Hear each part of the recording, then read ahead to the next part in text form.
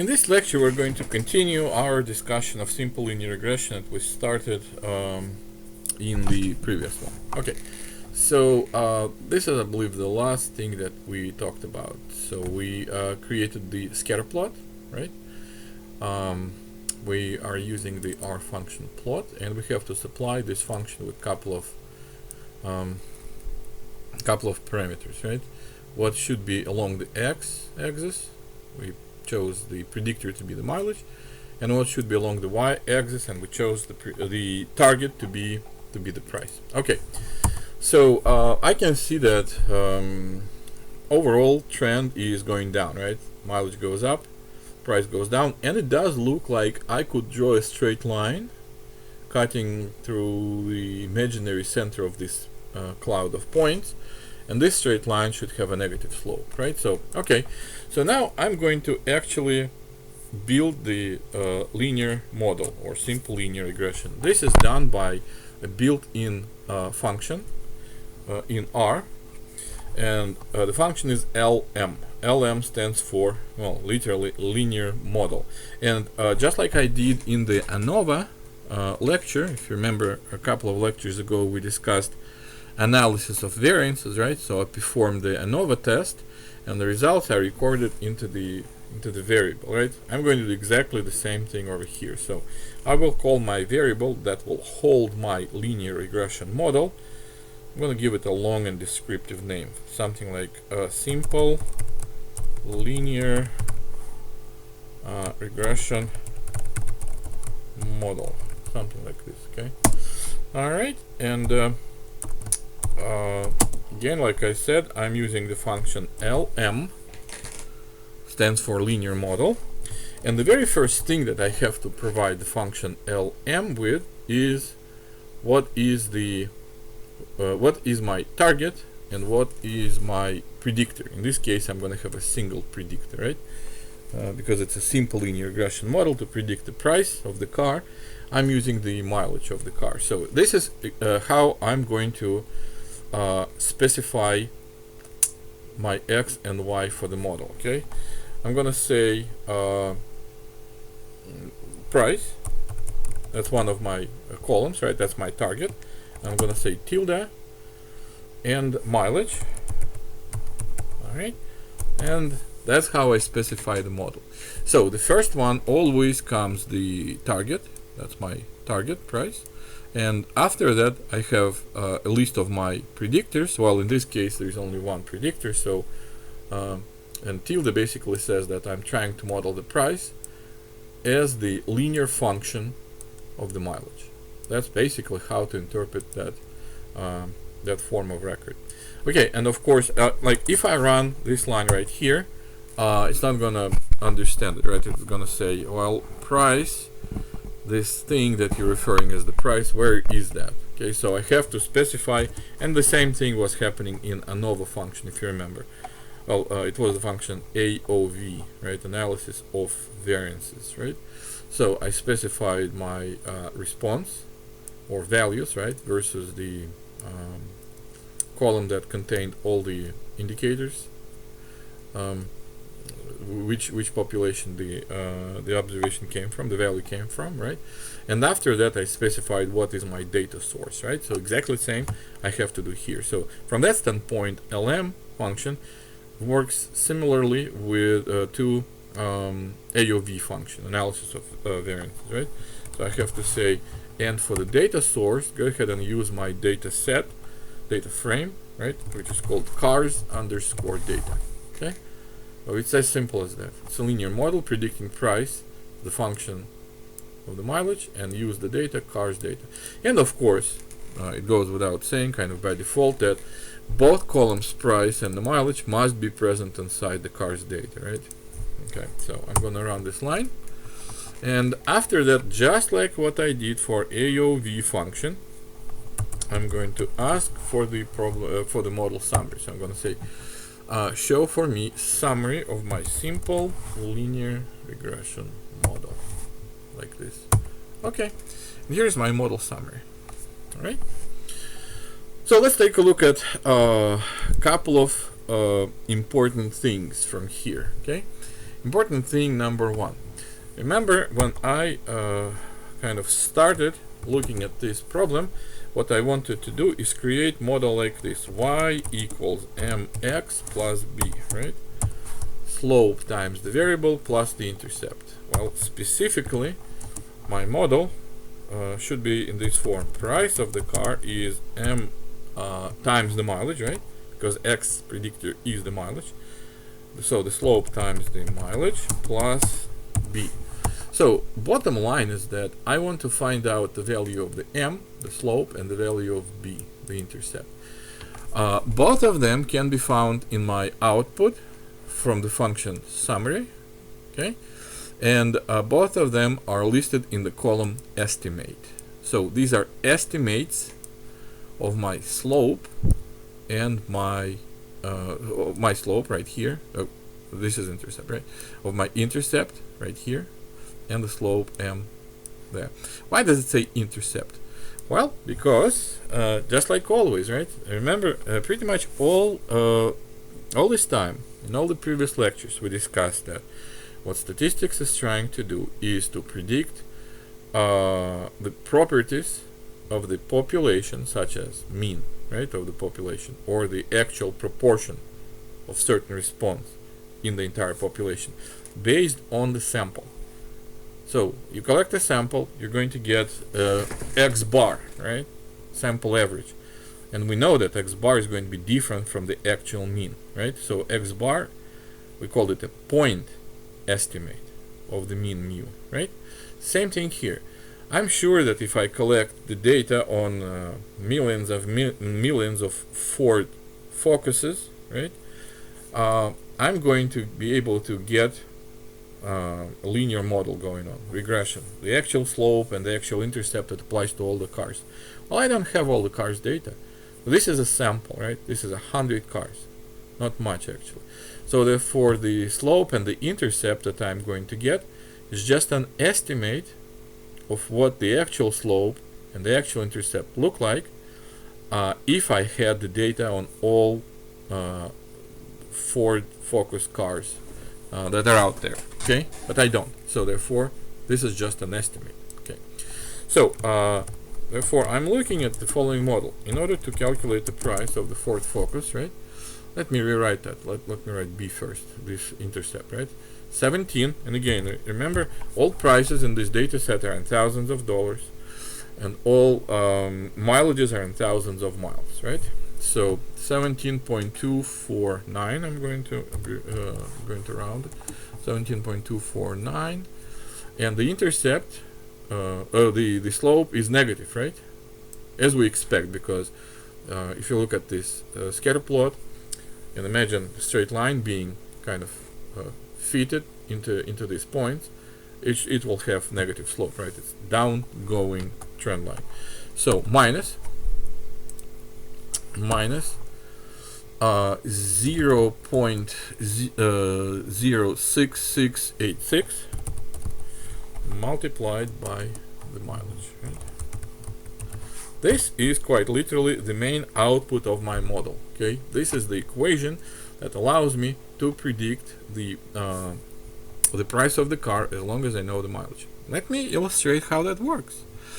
Let's say, for example, I have a car with 42,500 miles on it. What would be the estimated price of such car? Well, all I have to do really is to plug in the mileage, right? So again, if mileage, right? If mileage equals to 42,500, what do I do? So let me put comment here, right? Well, I remember that prices and mileages are in thousands, right? So therefore, here, estimated price for this car is going to be, and I'm going to just copy paste this equation, right here.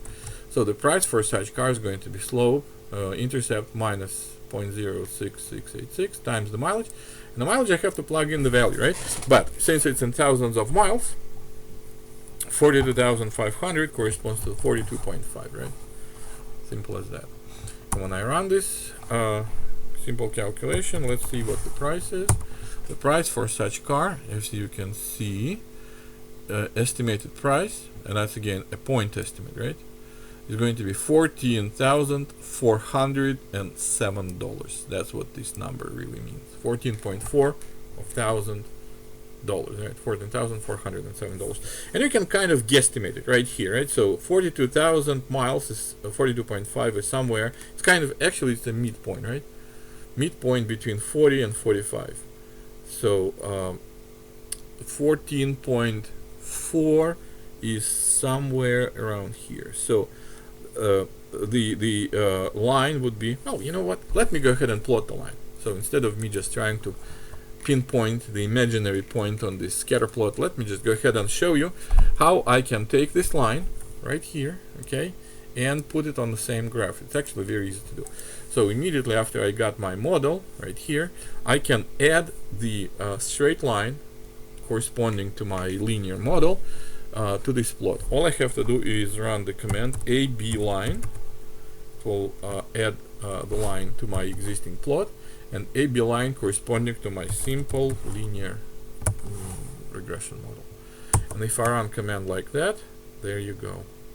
Okay, so for the car with 42,500 miles, this point right here on the line is going to be the predicted price. Okay, $14,407. And you can actually see that, well, it was pure accident, I swear to God. Okay, I didn't pre-plan that. So I just looked at the graph and thought, okay, what would be the nice value for the mileage that I can use as an illustration. So, and you can see that most of the points, that was a lucky break, right, are actually, so these are the actual prices. They're kind of concentrated around the point on the straight line. So my model is pretty accurate here, right? But of course, if I would pick up, like, for example, 34,000 miles, right, this would be my prediction, and the actual prices are not close. Okay, so you can see that sometimes prices are far away from the line, sometimes they're not too far away, right? That's on the positive side. Some of them are on the negative side, which actually brings another good point. Remember how I, in the previous lecture, told you that a good model will cut through the center of the cloud and will kind of demonstrate for you the general pattern, right, that exists in your scatter plot. Well, now that I'm looking at this line, I can see that this line actually fits my data points pretty nicely. Okay, it cuts roughly through the center. Now, of course, I can't judge that right exactly, but from what I can see, roughly half of my points above the line and roughly half of my points below the line. Okay, and that's one thing that I want from a good model. Okay, so that seems to be very decent representation of what my of what straight line should be. And again, this is a so-called least squares line, right? So this is the line that minimizes the sum of the squared errors or squared residuals. We're going to actually talk about residuals or errors probably at the end of this lecture, or maybe in the next lecture. Okay, so let's discuss important topics such as the coefficients interpretations. Okay, so I have two coefficients in my model, right? One of them is my intercept right here, and another is slope, which is right here. Okay, these are two things that I got from my model. All right, so how do I interpret the slope? Well, let me actually go back to the slides. All right, and I included this material on the slides. So here's my regression equation, right? 17,248 minus 0.06686 times the mileage on the car. Both prices and the mileages again are expressed in terms of thousands of miles and thousands of dollars, right? Okay, so let's say I have a car, Ford Focus, okay, and it has certain number of miles on that. I'm going to call that number of miles old mileage. Okay, so whatever that might be, 33,000 miles, for example. I don't really care, old mileage.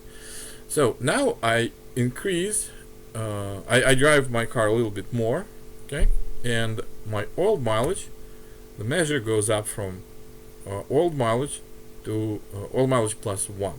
So because all the mileages are measured in that specific file in thousands of miles, adding plus 1 to the mileage really means adding an extra 1,000 miles, right? It's not just 1 mile, it's extra 1,000. So when I go from 35 to 36, that's thousands of miles, okay? Because in this file, again, that specific file, it's not universal rule, but in that specific file, all the mileages are in thousands of miles, right?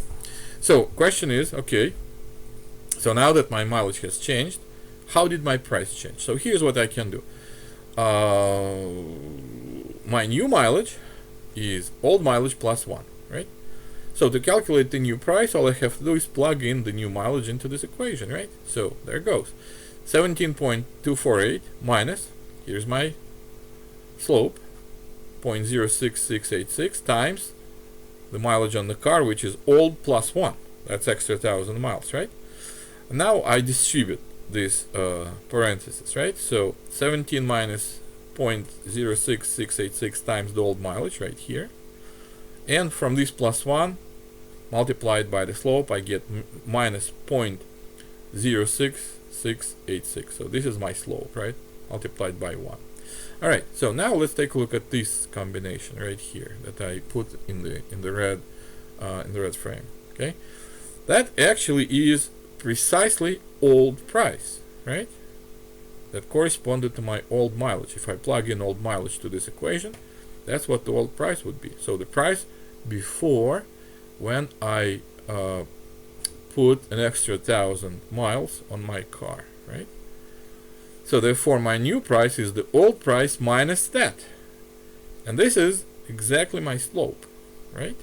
0.06686. So the meaning of the slope is this is by how much my target, and the target is price, right? That is my my dependent variable.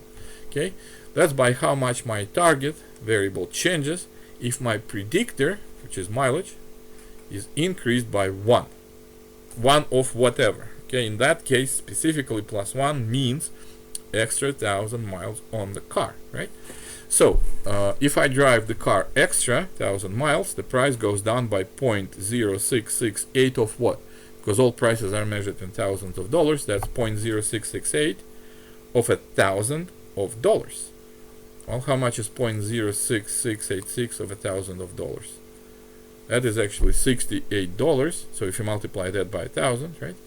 You move the decimal point 3 positions to the right, and you're getting $66.86, right? So that means that each 1,000 miles that I put on the car reduces the value, the price of my car, by $66.86, and that's precisely what I put on the next slide. Okay, so each 1,000, where is that? Each extra 1,000 miles reduces the price by $66.90. Okay, so if I divide that by 1,000, because that was a reduction as a result of an extra 1,000 miles, right? I'm going to get 0.066 of a dollar, or roughly speaking, what's that? $6.7 cents, right? So that's probably even simpler interpretation of my slope, right? Each time when I drive an extra mile in my car, its price is reduced by 6.7 cents. So if I'm living, for example, 10 miles away from the university, right? Each time when I drive to the university, my car, when I arrive, my car costs about 67 cents less than it was before, right? I drive it back from the university. I just my car just was reduced by another 67 cents. Okay, so this is the way how we interpret the slope of the regression. Now let's see if we can interpret the intercept. Okay, so here's my equation, right? Intercept minus the slope times the mileage. So how can I interpret the mileage? The vertical intercept is 17.249. Okay, here's one way. If I set mileage equal to 0, right, then whatever is the slope is multiplied by 0, the result is 0. And all I have is price equals to my intercept, right? And what does that mean, mileage equals to 0? That means brand new car, right? So it's actually a nice and very appealing interpretation of my vertical intercept. The meaning of the intercept in this equation is the price of the brand new car. And that would be perfectly fine if my range for possible car mileages actually was broad enough to include possible values for the mileages which are close to 0. Okay? Because it doesn't include, unfortunately, I cannot interpret my vertical intercept like that. Okay? That intercept is the price of the brand new car. I cannot say that. Why? Because my regression, this line right here, was built on the range of certain mileages, right? I can see that the lowest mileage in my sample was probably around 19,000 miles, and the highest was close to 50,000 miles, right? In my sample of 100 cars, I did not include any cars with the mileages below 19, right? Doesn't look that way. So therefore, when I'm saying that the vertical intercept is the value, the price of the car for the mileage equal to 0, that really means that this line will continue to the area below 19,000 miles, and it will still look like that, and it will still capture the mileages correctly. Okay? Do I have a guarantee that this is going to happen? No, not really. Okay? If I did have some cars in my sample that were for very low mileages, close to 0, then I could probably claim that, okay, if my regression was fitting nicely. Okay, but what can happen, you probably heard the rule that the moment when you drive the car from the dealer's lot, the brand new car from the dealer's lot, it immediately loses to $2,000 or something like that, right? Why? Because even though you didn't put any miles on that, it's not brand new car anymore, it's used. Okay, so therefore we can expect that the car, actually, especially in the when the car is pretty new, okay, it loses the value pretty quickly.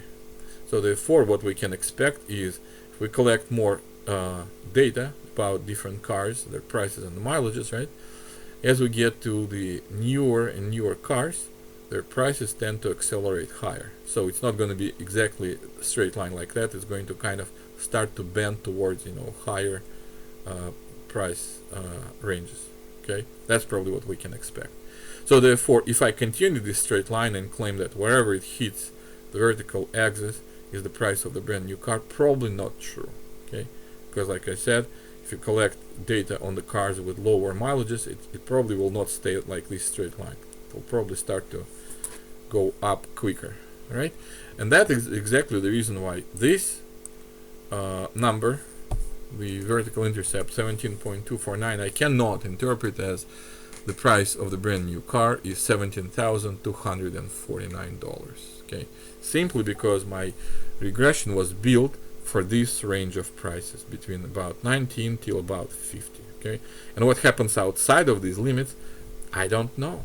It may continue like a straight line, it may not continue like a straight line. No idea. There is no data, so therefore I cannot really make any meaningful conclusions. Simple as that. Okay, so I can interpret the slope, and we did that, right?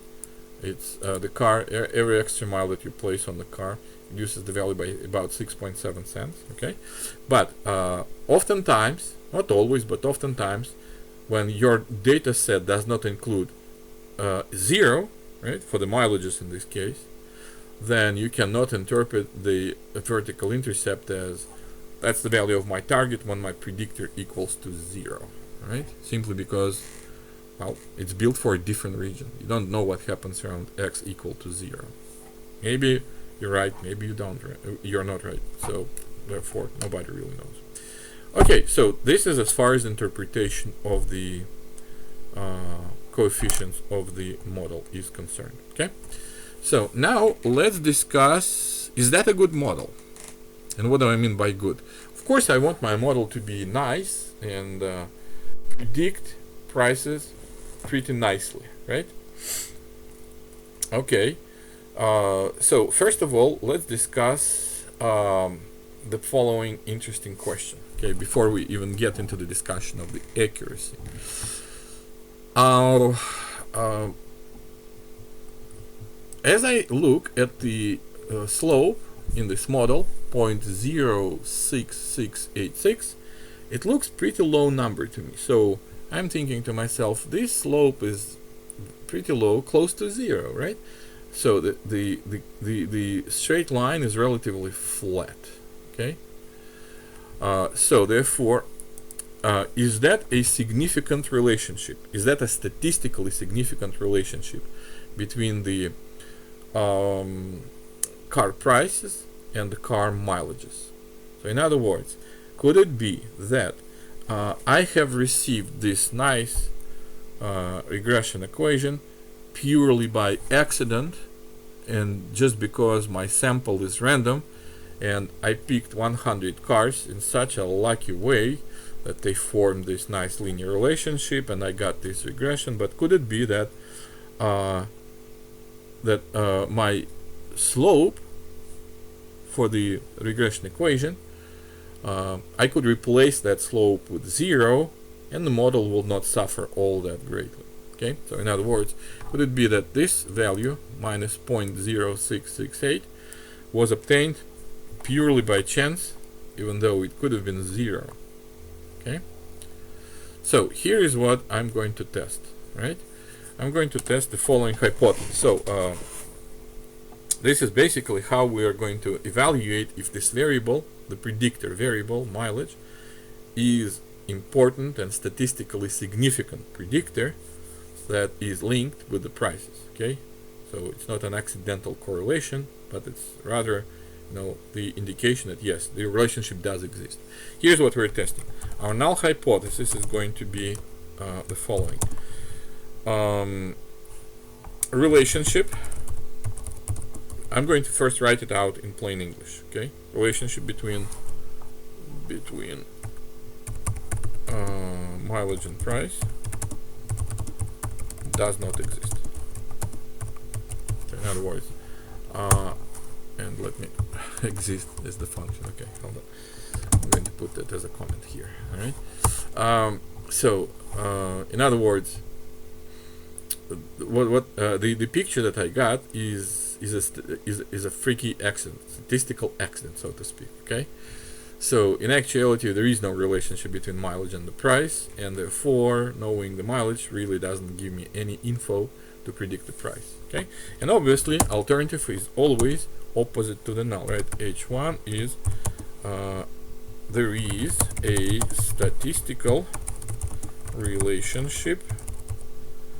Let me call it actually statistically significant relationship. Again, between mileage and price. Okay, so this is how I will write this hypothesis in plain English without any fancy statistical language. All right, so in form of the pure statistical statements, here is what I'm testing. My null hypothesis basically says that the true population slope that relates to all the population of all Ford Focus cars, right? So if I collect all of them, several, probably hundreds of thousands of Ford Focus cars that are out there, maybe even millions, right, of Ford Focus cars that are out there, and price them somehow and record the mileages, then I'm going to have a true slope. Okay, and the true slope, the relationship does not exist between the mileage and the price if the true slope is equal to 0, right? In other words, if in this equation I replace that number with 0, so I erase all these things and replace it with 0, after that mileage is not important, right?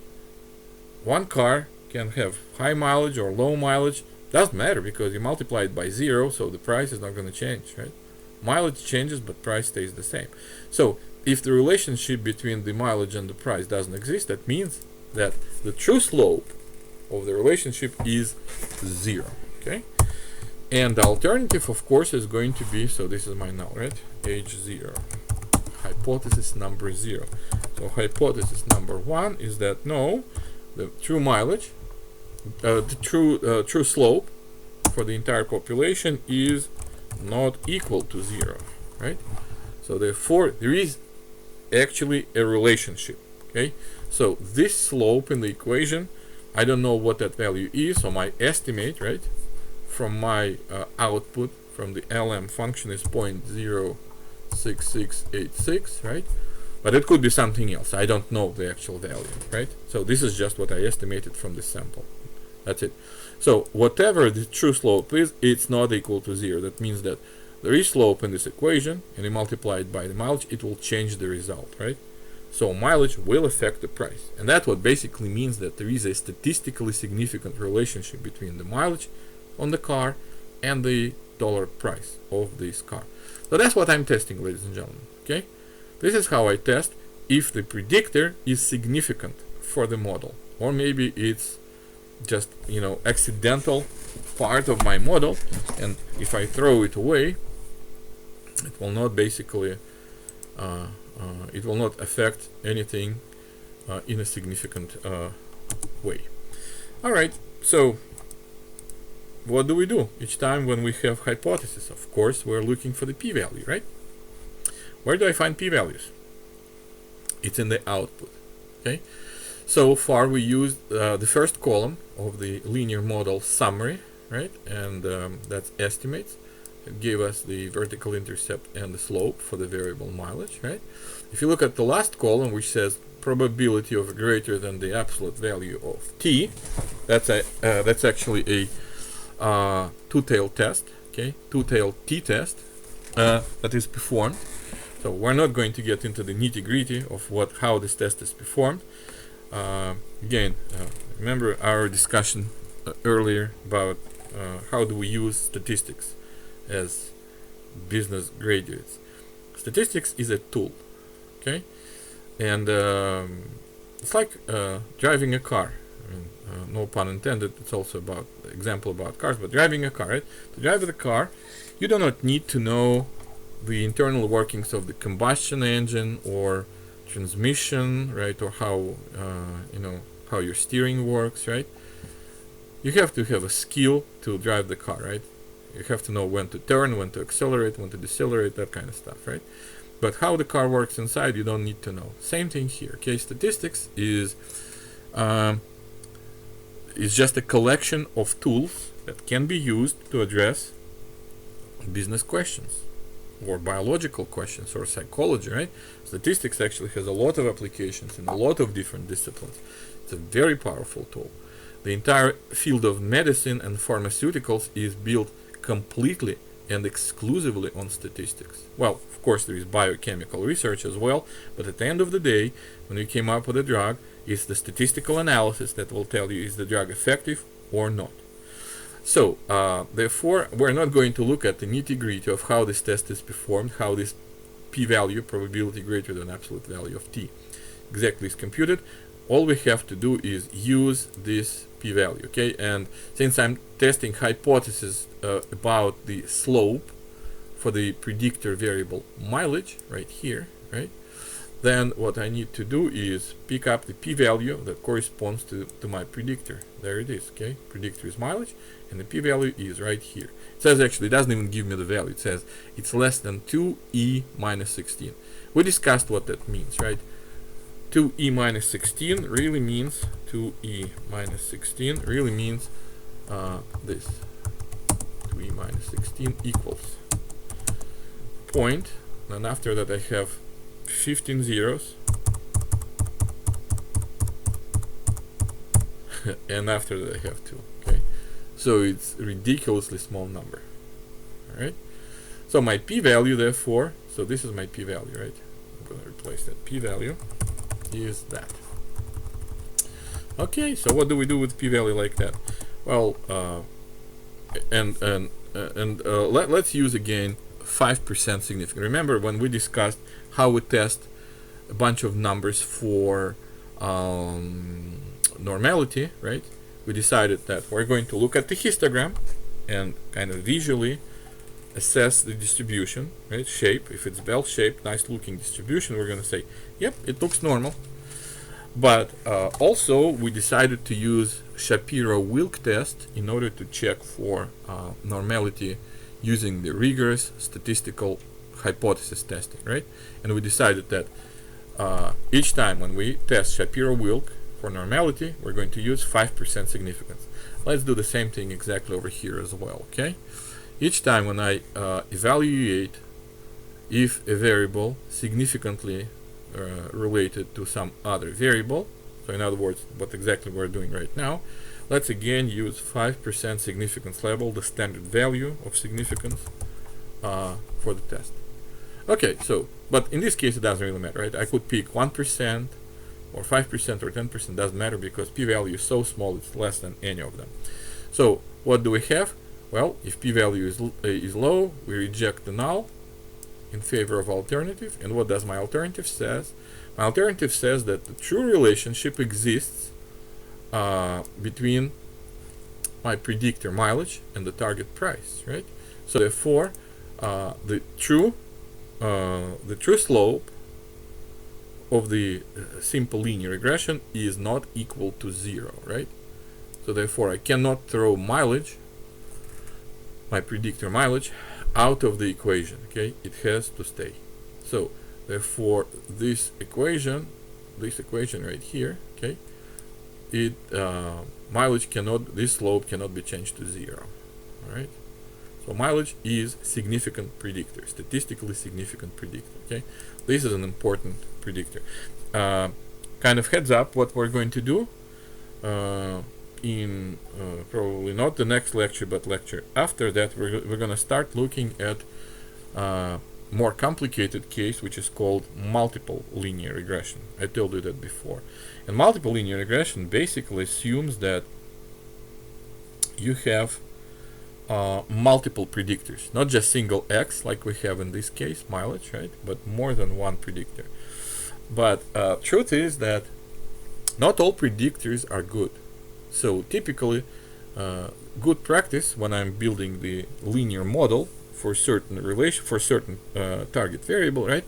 The more different predictors I throw into the model, generally it's kind of obvious idea that the better the model becomes, right? Because if I keep adding predictors into the model, essentially what I'm doing is I'm adding different aspects of the reality to my mathematical representation of the reality, right? So, and if I add more variables, more predictors, the model becomes more detailed, it becomes more realistic, therefore it should become better, right? But it's also true that I can add variables that do not contribute. They're like garbage, right? So I try to predict, I don't know, for example, price of the house, right? What can be important? Well, as we discussed, number of bedrooms, right? Amount of land, house area, right? The location of the house. Is that important that the color of the walls in the kitchen, for example, is that important? Is that going to affect the price of the house in any meaningful way? Probably not, right? But if I throw in the very color of the kitchen walls, right, into the model, hoping that it will improve the predictive power of the model, the accuracy of the model, well, it may turn out to be that this is actually garbage, and I shouldn't be adding this variable. Okay, so not all things that I add to my model are good and powerful predictors, and that's exactly how we're going to test them all. Okay, we're going, for each and every one of them, we're going to run this test. So, and this test will tell us which variables are significantly contributing to the model and which variables we can remove, and the model will not suffer much actually from the removal, right? So in this specific case, my conclusion was that the mileage is a significant predictor for the car price. Okay, excellent. Moving on. All right, next question that we need to discuss is an important one. Okay, accuracy. How do we measure model accuracy?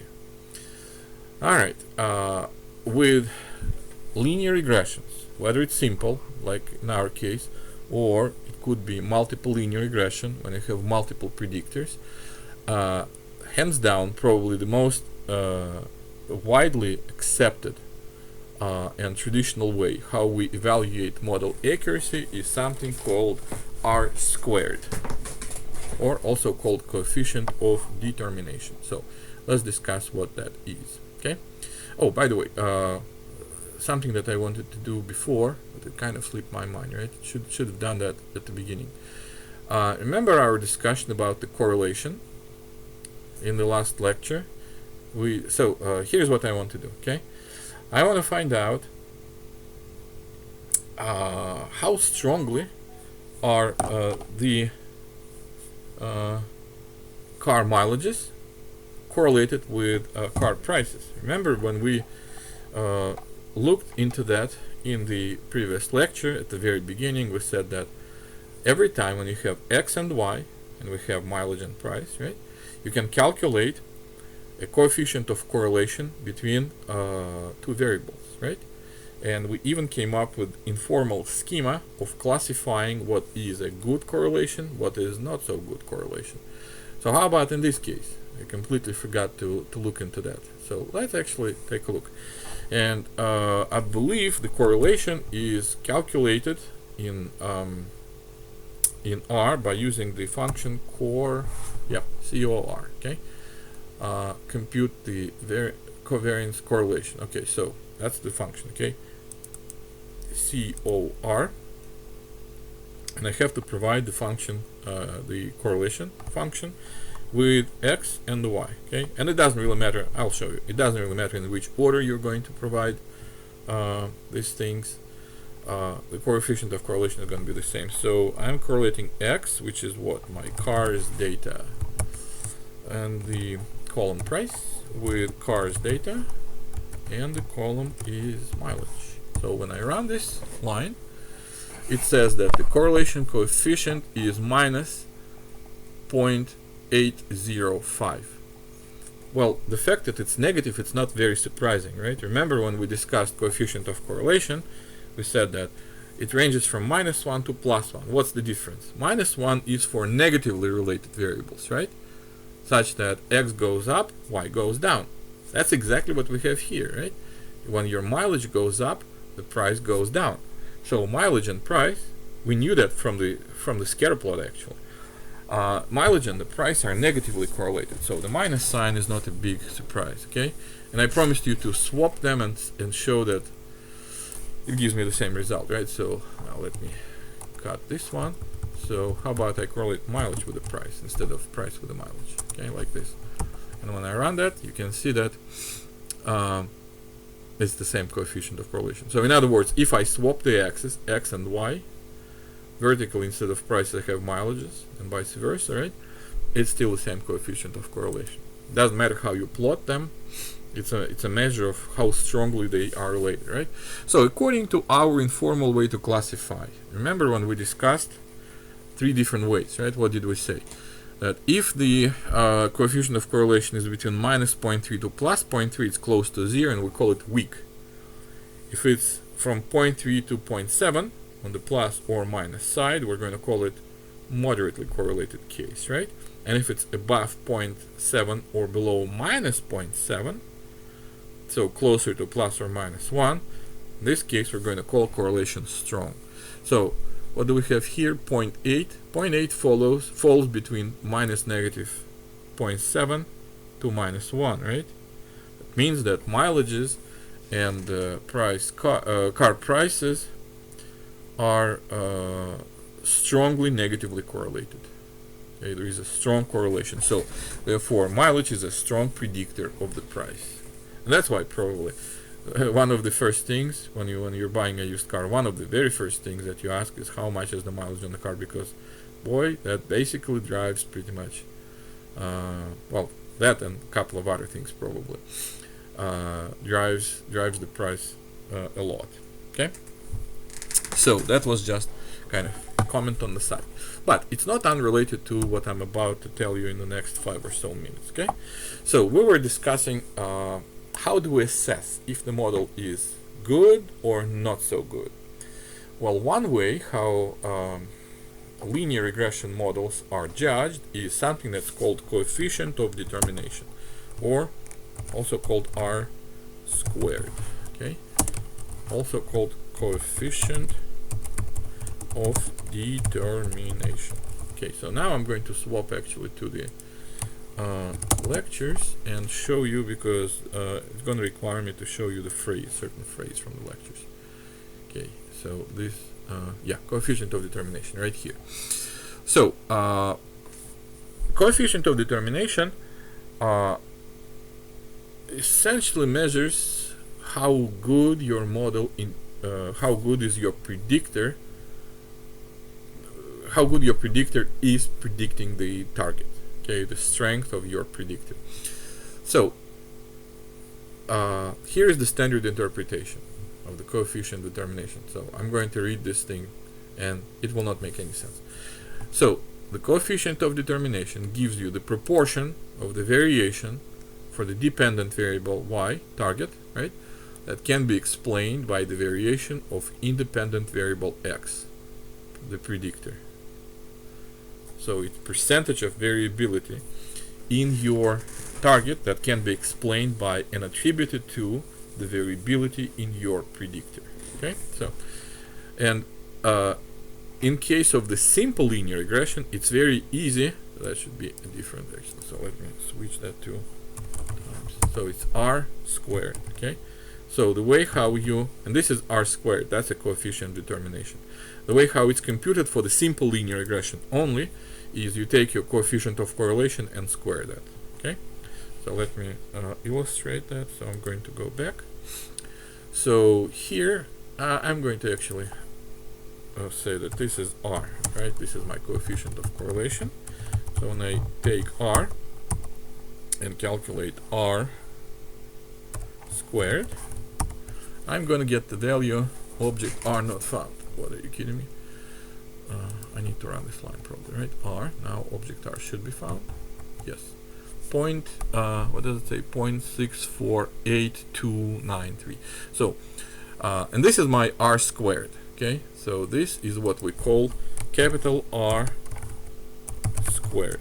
So this is the measure of the accuracy, or yeah, so this is the measure of the accuracy of the linear regression model, R squared. So I'm going to run it again. Okay, so R squared in my case, R squared is right here, 0.6483, right? Actually, it was part of my output. This is my model summary already, right? If you look at this line that says multiple R squared, you will find precisely what we just computed, right?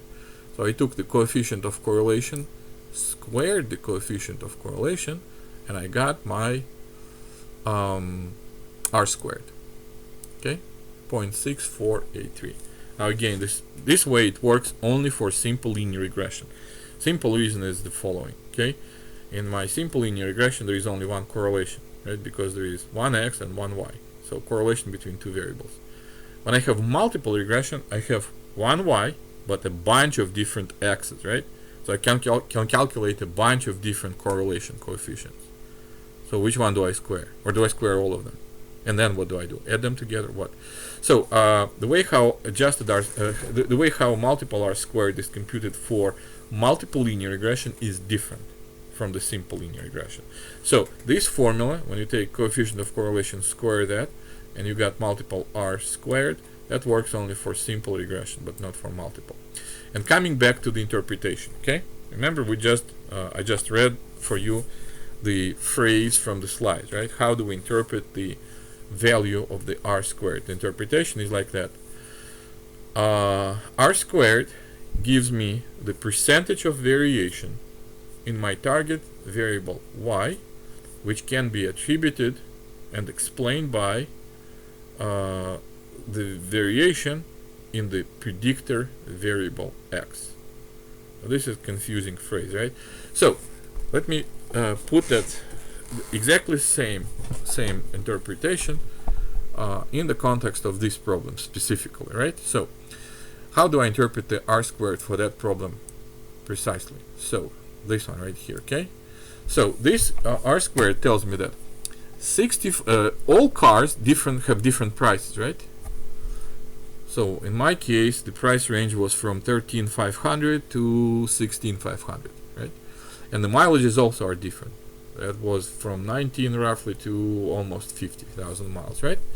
So cars have variability and prices have variability.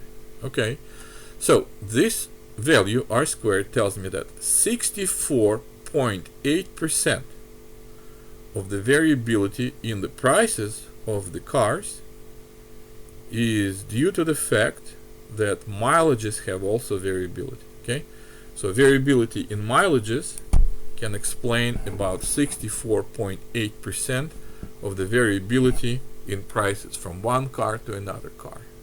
Okay, of course the ideal case is 100%, right?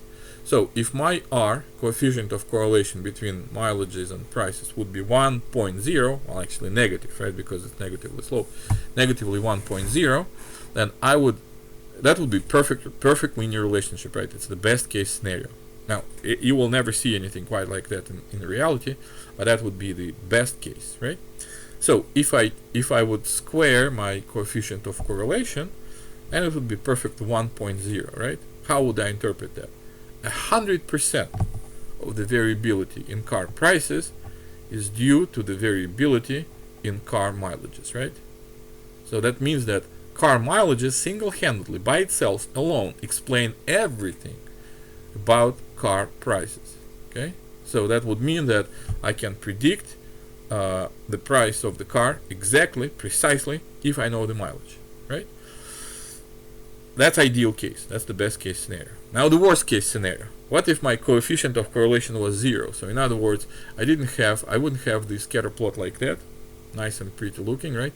It was completely random cloud of points with no sense of direction inside of that, and the correlation is 0, right? And I would square that and I still would get 0, right? So what would be my interpretation? My interpretation would be that 0% of variability in car prices is explained by the variability in car mileages, right? So in other words, car mileages have nothing to do with car prices, right? Whatever the car mileage can be, you will never predict the actual car price if you know the mileage. That would be the worst model ever, right? And in that case, r squared would be 0. So the lowest value that the r squared can be 0, the highest value is +1. This is different from the coefficient of correlation, right? Because as we discussed, coefficients of correlation are between -1 and +1. But when you square that range, if you have coefficient of correlation 0, then your r squared becomes 0. But when you square negative coefficient of correlation, they become positive, right? And the highest they can be is 1.0. So therefore, the coefficient of determination, the r squared, is between 0 and 1. 0 is the worst case scenario. R is the best case scenario. Everything else in between is kind of different degrees of accuracy, right? So the rule of thumb, of course, here is the higher your r squared, the better correlation you have, right? The better model you have. So you want to be as close to +1 as possible. Well, in our case, what do we have? We have about 64.8% of variability in car prices explained by the variability in car mileages, right? Well, that means that my model explains about 65% of what happens with car prices, right? That means that mileage, it's by itself is responsible for, for about 2/3, roughly speaking, of variability in car prices, right? From car to car. Well, that means that about 35% of the variability in car prices is not explained by mileage. Well, what else is out there? Well, we left out a lot of stuff from the model, right? Because the car price is not exclusively defined by the car mileage. Yeah, mileage is important, no question about that. But that's not 100%. What else is important? Well, since we're talking about just the Ford Focus, right? So it cannot be the difference in the cars. The cars are all the same, right? But number of accidents, right? Very important measure, actually. How many accidents were reported on the car? If the car was not in the accident, so it's 0, it's more expensive, right? and the severity of the accident as well. So, you know, if you have front collision that damaged, you know, the frame, as opposed to just, you know, a fender bender, which didn't really touch anything, you know, mechanical in the car, right? So severity of the collision. What else? Extra features, right? Such as, is it leather seats or is it fabric seats, right? Does it have the ABS, anti-brake locking system, right? Does it have the passenger side airbags? Does it have the, you know, touch screen, right? Or backup camera? Does it have the sunroof, right? So all these things are pretty important, right, for the car price. So the mileage by itself explains about 65% of the variability in car prices, right? The rest of that is explained by all these other factors, and of course greed, right? Car salesmen are greedy people. So therefore, you know, even after you evaluate all these different variables, mileage, number of accidents, number of extra features, etc., and car is still expensive. Why? Well, because car salesmen add an extra $1,000 so that they can negotiate it down to $1,000 by $1,000. Customers have an impression that they won this negotiation, but in actuality, car salesman got them exactly where they want them to be. Okay, anyhow, so this is one of the most popular, like I said, measures of how accurate the linear regression model is, R-squared. And again, the interpretation is it gives you the percentage of variation in target values, which is attributed to the variation in the predictor values. So I'm going to stop this lecture right here, and in the next lecture we're going to finish this topic. We're going to discuss next part, diagnostics, looking at the residual plots.